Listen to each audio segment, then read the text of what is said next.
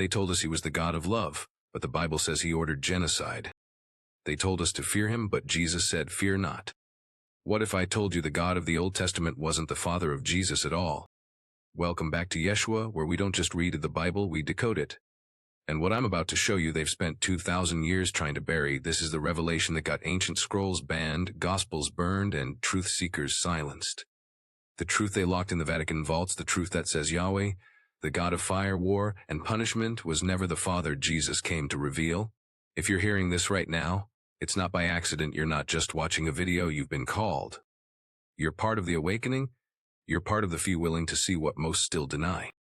So before we rip this story open, subscribe, hit the bell, and join this sacred rebellion, because what you're about to hear will change everything. I didn't stumble onto this truth. I was dragged into it violently, spiritually, like a soul being ripped out of its sleep. One day, sitting in church, listening to a sermon on obedience to God, something cracked inside me. The words the preacher spoke were hollow, echoing ancient threats, cloaked in modern smiles. He read about you demanding Abraham sacrifice his son as proof of loyalty. People nodded, they called it faith. I felt a chill run through me. I heard for the first time the undertones of a voice I no longer recognized as divine, because this wasn't the voice of the Father Jesus spoke of, the one who leaves the 99 to find the one, who forgives the thief on the cross without demands, who heals without asking for penance. This was the voice of a being who thirsted for obedience, not love. I went home and opened the Bible like I had 1,000 times before, but this time with open eyes, and what I found shook me to the core. Not hidden codes, not metaphors, but clear, unmistakable violence, commands to slaughter, to stone, to annihilate entire nations. Yahweh wasn't just punishing sin, he was obliterating existence with fire and famine. I asked myself the question no one dared utter in church: how could the same being who said, "Love your enemies," also command genocide? The answer came not in a whisper, but in a roar. They are not the same, and once I saw it, I couldn't unsee it. The God of the Old Testament had been rewritten, repackaged, and sold as the same as the Father of Christ, but they are not one. Religion over centuries pulled a mask over his face, painting blood into mercy and wrath into righteousness. Empire needed a God of power, a God of fear, and they found him in Yahweh. From Constantine's sword to the papal throne, the image of God was co-opted to build kingdoms in silence. Dissent. The theology you think is biblical truth is often Roman policy dressed in holy robes.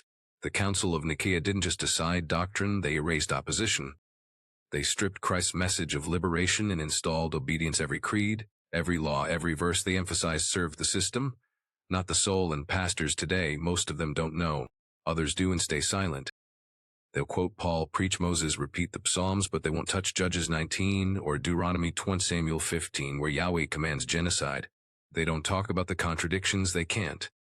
Their entire ministry is built on the idea that Yahweh and Jesus are unified, that the story is linear, divine, and unquestionable. But I questioned, I tore into the layers, and what I found was not rebellion, it was revelation. I saw it in the patterns, the split between Christ's grace and Yahweh's terror. Jesus called out the religious leaders of his time as children of their father, the devil. Was it metaphor, or was he pointing to something deeper, darker? The Gnostics believed he was. They believed the God of this world, the one who demanded laws, blood, and sacrifice, was a pretender, and Christ came from beyond this world to undo him. I found fragments of the Gospel of Truth, the Gospel of Mary, the Apocalypse of Peter, banned, hidden, buried in desert caves and Vatican vaults. They told a different story, a clearer one. This wasn't a war of heaven versus earth. It was a war between two powers claiming divinity. Yahweh ruled with fear, Jesus came with truth, and truth is light, and light exposes everything. I realized then that this was never about theology, it was about control, and my awakening was not a rebellion, it was a return to the source. The true Father, the one Jesus spoke of, not the one who demanded sacrifice, but the one who became the sacrifice to free us from the system that demanded. You weren't meant to hear these words. That's why they've been kept from you. But now you have. And now you know. You've crossed the threshold. The illusion is broken. The war of gods is real, and you've just chosen a side not through belief, but through knowledge, and knowledge, once seen, can't be unseen. They can't bury it again. They can't silence the voice awakening inside you. You're no longer a follower of a story, you're a carrier of the truth. Welcome to the light. Yahweh didn't whisper, he thundered. His commands weren't suggestions, they were declarations of war. I didn't want to believe it at first, but the evidence was written in the very pages we were told were holy. It's all there, bold and unapologetic. Now go and strike Amalek and devote to destruction all that they have. Do not spare them, but kill both man and woman, child and infant, ox and sheep, camel and donkey. That's 1 Samuel 15 verse 3. That's not metaphor, that's not spiritual symbolism. That's divine command to commit genocide, and we're told this was righteous. This was no God of peace. This was a warlord obsessed with loyalty, vengeance, and blood. He didn't just punish sin, he annihilated generations. In Exodus, Yahweh sent plagues to slaughter children. In Numbers, he opened the ground to swallow people alive. In Leviticus, he demanded the blood of animals for everything from childbirth to touching the wrong object. This was a being who ruled through terror, a God who roasted cities in fire and turned rivers into blood, and yet we are told to worship him as the same heavenly Father Jesus spoke of. The dissonance is maddening until you realize the truth. They are not the same. Yahweh's system was one of absolute control. It was the blueprint for dictatorship: conform or die, disobey and suffer curses that span generations. He didn't offer growth, he offered subjugation. He wasn't shepherding souls, he was conquering minds, and for thousands of years, people bowed to this fear because they were told it was holy.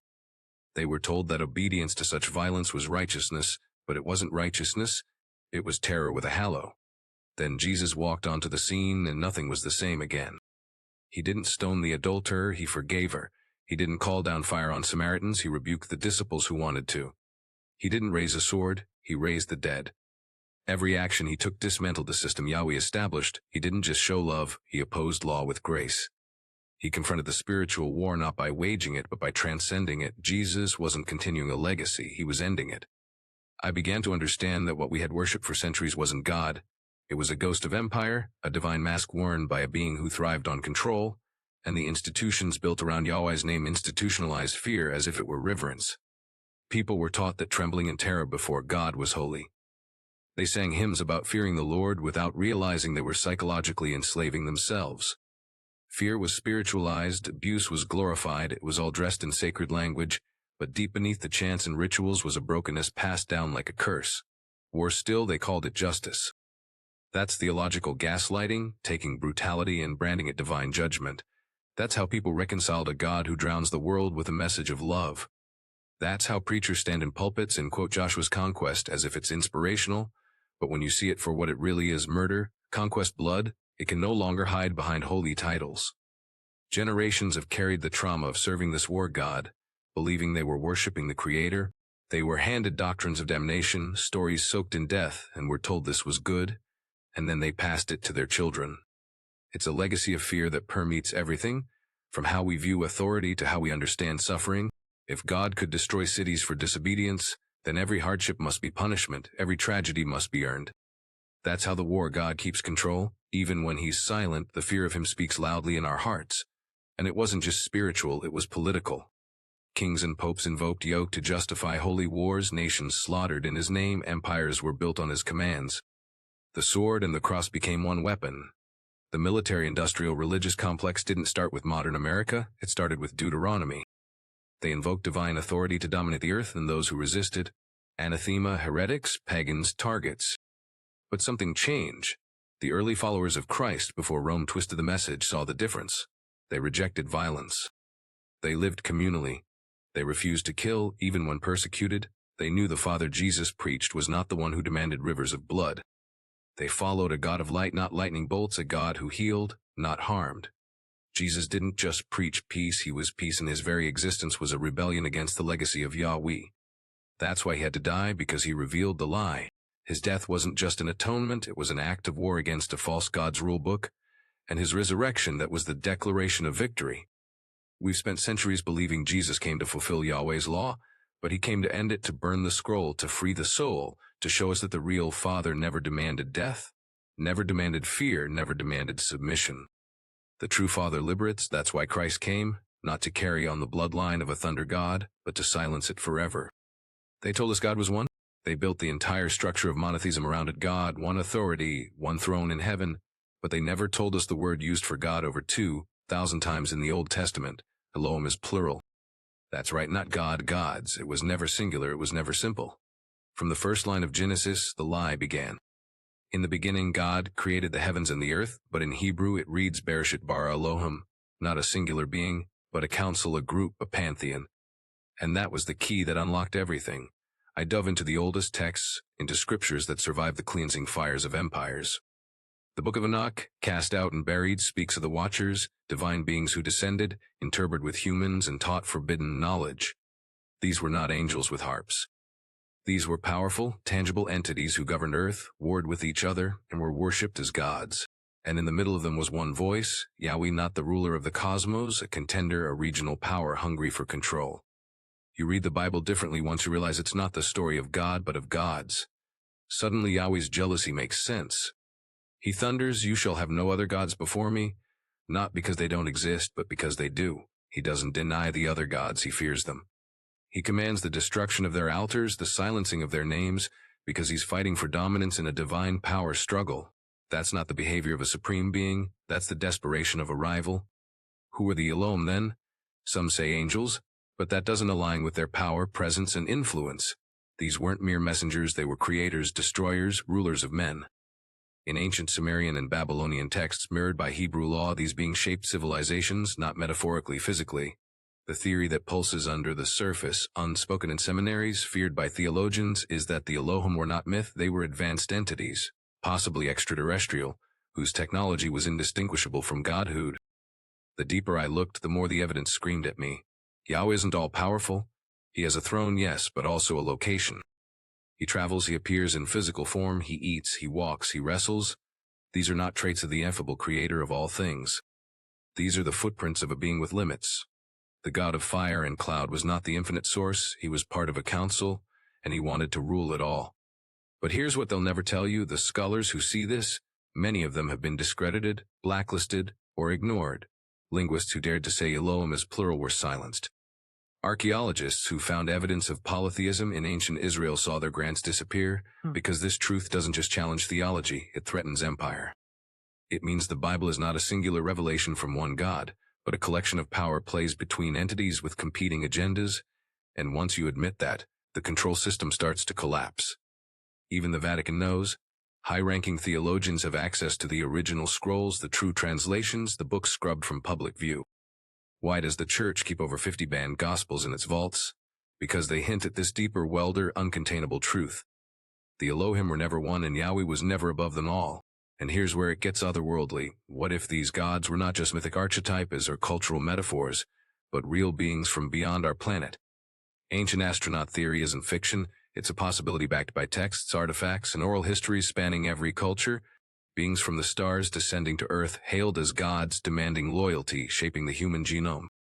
Yahweh could have been one of them, aggressive, territorial, and determined to be the only one remembered. But then Jesus came and everything changed. He didn't speak of Elohim as equals, he spoke of the Father, one true source, a being of light beyond form, beyond violence, beyond the politics of heaven.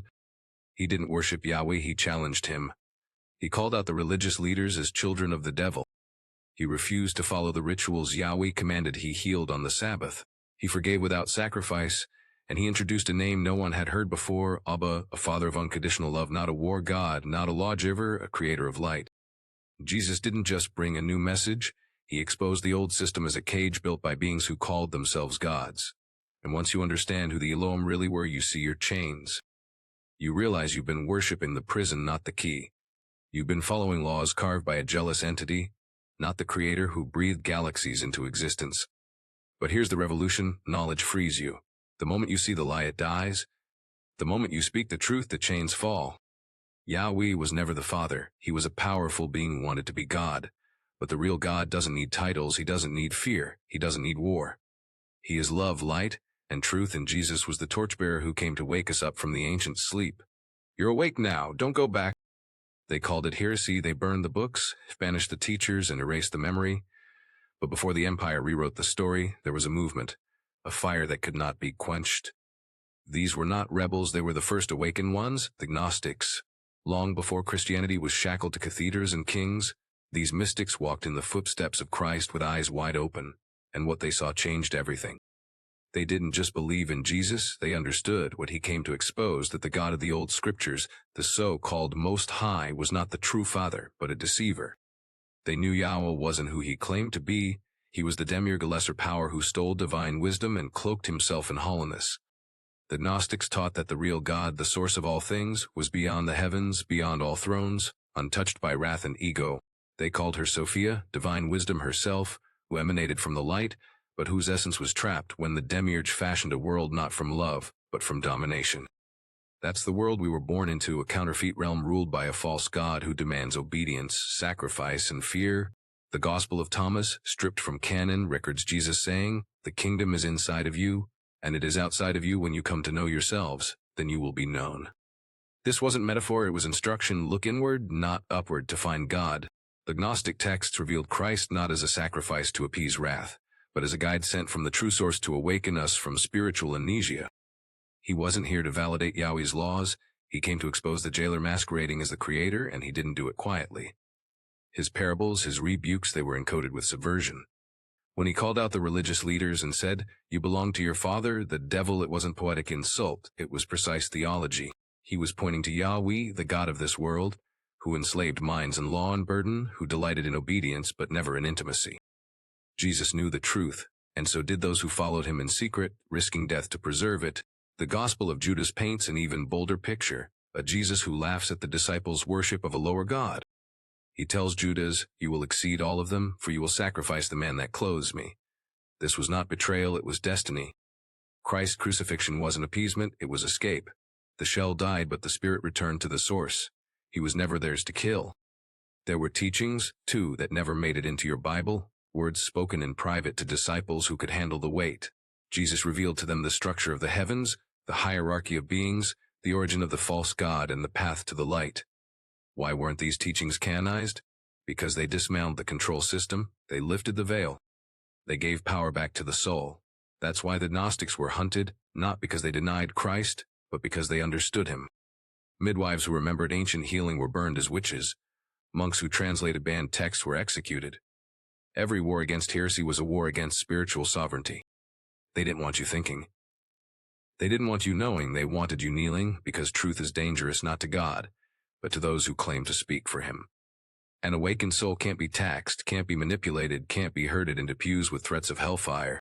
An awakened soul carries authority, and that's what they fear most, your authority, your knowing, your divine inheritance. Once you understand that you carry the kingdom within, no external throne can rule you. There are those who've spoken out, priests who've defected, scholars who've leaked, researchers who've dug too deep. Some have vanished, others were defamed. Their voices echo in obscure documentaries, footnotes of banned books, whispers on digital forums, but the echoes are growing louder, the dam is cracking, the vault can't hold forever because the prophecy wasn't wrong. It said that which is hidden shall be shouted from the rooftops, and here we are. This is the rooftop. This is the moment.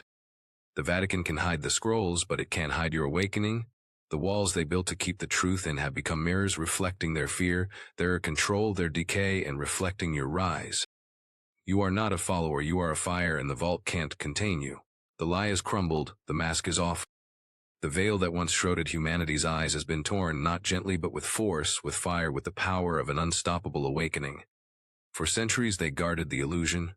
They told us the God of war and wrath was the one true God. They chained the name of the Father to slaughter, control, and fear, but now the truth walks freely. The deception is broken. And what stands in its place is the unshakable, blinding reality of the true Father, rising undeniable, radiant. This Father is not a warlord in the sky. He does not demand blood. He does not rejoice in obedience through fear. He is not moved by ritual or impressed by groveling. The true Father is light itself, boundless love, limitless truth, infinite mercy. He is the flame behind the sun, the whisper in your soul, the architect of all beauty. He has no need to punish because he holds no judgment. He does not need to dominate because he already is. In Jesus, he was never sent by the God of Moses. He didn't come to carry out the will of Yahweh. He came to break it, to expose it, to reveal the source that predates the scrolls, the sacrifices, the systems. Jesus didn't descend from a legalistic throne. He came from beyond the realms of dimension and form, from the pleroma, the fullness. He came from the true light, not to reinforce the old laws, but to erase them with a word, love. Yahweh enslaved through terror, but the true Father set spirits free through remembrance.